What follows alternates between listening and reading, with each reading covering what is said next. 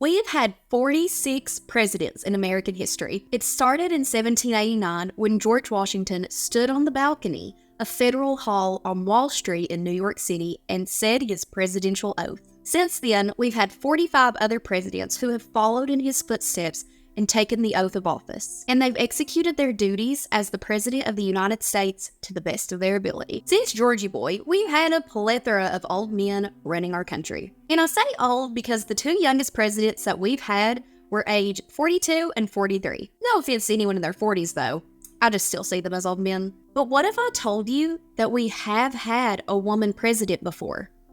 It was just a secret. We once had a president become so sick during his second term of office that his wife pre-screened all matters of the state. Therefore, she technically ran the executive branch of government for the remainder of her husband's term. This president was nominated at the 1912 Democratic Convention. He campaigned on a program called New Freedom, which stressed individualism and states' rights. He established the Federal Reserve and the Federal Trade Commission. He presided over the ratification of the 19th Amendment, which gave women the right to vote. He passed laws that prohibited child labor, and he mandated an 8-hour workday for railway workers. Honestly, he's most known for getting the U.S. involved in World War I, to make the world a safer place for democracy, and having a list of 14 points on how to win the war. Born on December 28, 1856 in Staunton, Virginia, Thomas Woodrow Wilson was an American politician who served as the 43rd governor of New Jersey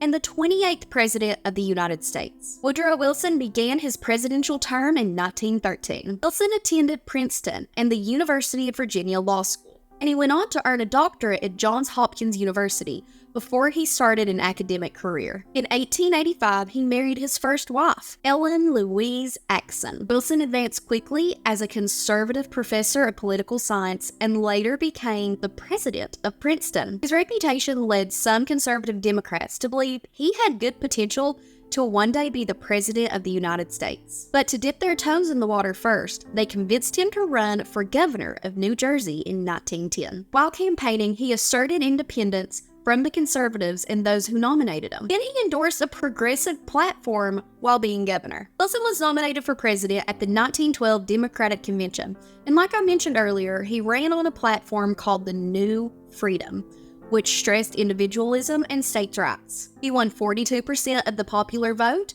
but he won the majority of the electoral votes, and we know that those are the votes that matter. Because after all, it's the electoral votes that make you president. As president, Wilson had 3 major pieces of legislation that he passed through Congress. First being a lower tariff called the Underwood Act. Second, passing the Federal Reserve Act, which gave the nation a supply of elastic money that it desperately needed. Third, he established the Federal Trade Commission to prohibit unfair business practices. Later in 1916, Wilson passed a new law that prohibited child labor, and then passed another one that made railway workers have only an 8-hour workday. Due to his legislation and his slogan of "He kept us out of war," Wilson won re-election. Let's talk again about that slogan he had. He kept us out of war. But did he really keep us out of war?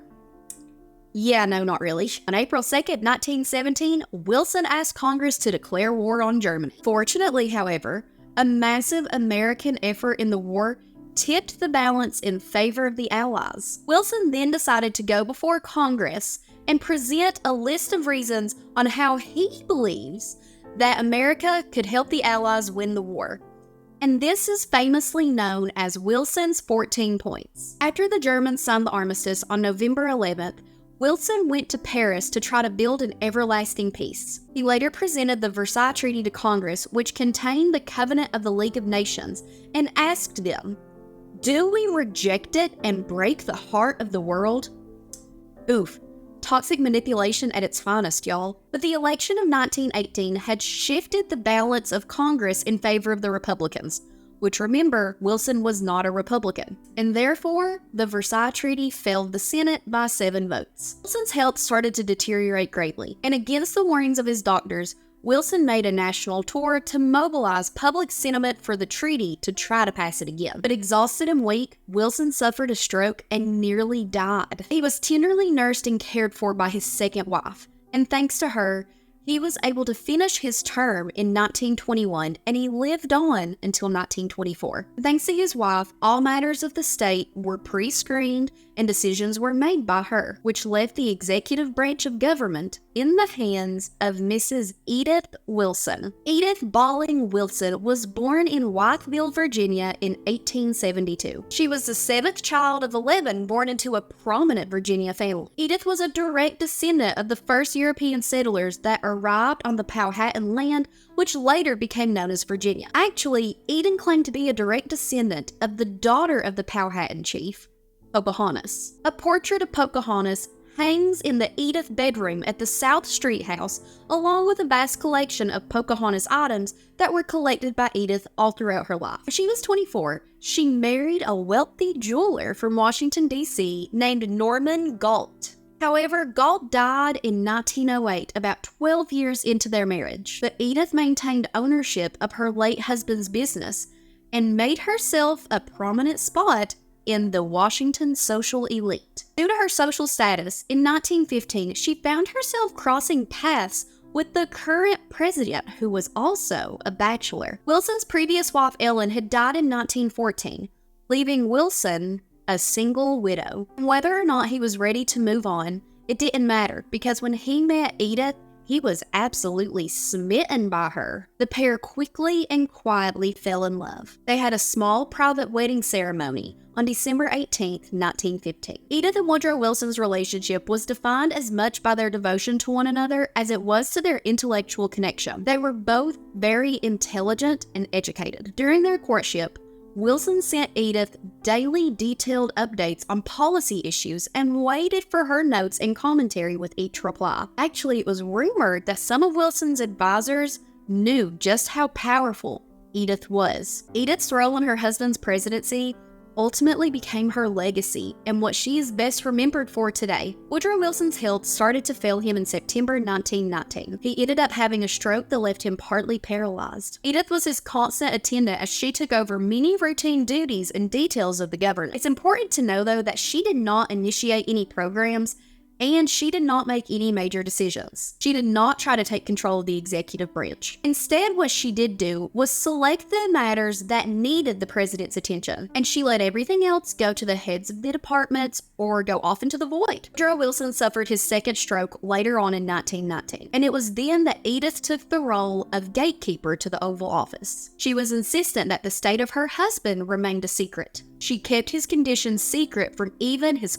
closest advisors. She demanded that all presidential business be reviewed by her first before going to the hands of the president. Until 1920, Wilson had no contact with anyone outside of his circle of family and doctors. He didn't even meet with his cabinet until April of 1920. Edith referred to this time of taking care of her sick husband as her stewardship, as she talked about in My Memoir, published in 1939, where she stated empathetically that her husband's doctors had forced this course upon her. At the end of Wilson's term, the couple retired to a home in Washington, where Wilson died 3 years later. Edith Wilson was widely respected as a figure in the society of the Capitol, so much so that she lived on to ride through the inaugural parade of President Kennedy. Edith Wilson lived many more years until she died in 1961 on the birthday of her late husband Woodrow. She died on December 28, 1961. Edith Wilson is often referred to as America's first female president,